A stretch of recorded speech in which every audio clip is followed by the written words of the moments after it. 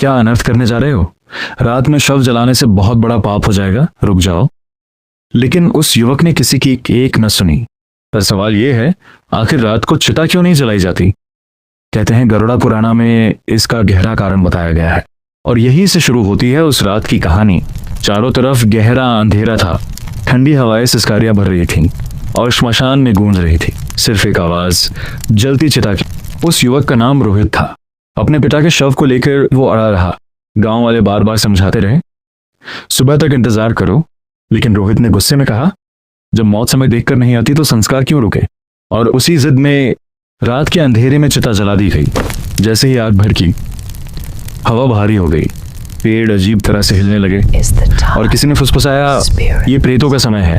कहते हैं गरुड़ा पुराना में लिखा है, सूर्यास्त के बाद आत्मा को मार्ग दिखाने वाला दिव्य प्रकाश खत्म हो जाता है और अंधकार में नकारात्मक शक्तियां सक्रिय हो जाती हैं। उस रात के बाद रोहित के घर में कुछ बदल गया। दरवाजे अपने आप खुलने लगे, ठंडी हवाएं कमरे में घूमने लगीं और आधी रात को सुनाई देती थी कराहने की आवाज। एक रात रोहित ने अपने पिता को सपने में देखा। चेहरा दर्द से भरा था और उन्होंने कहा, बेटा तुमने जल्दी क्यों की? मुझे रास्ता नहीं मिला, मैं भटक गया हूँ।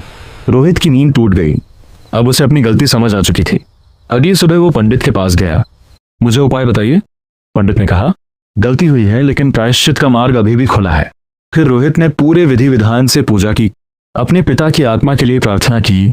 धीरे धीरे सब शांत हो गया, लेकिन उस रात की गलती उसे जिंदगी भर याद रही।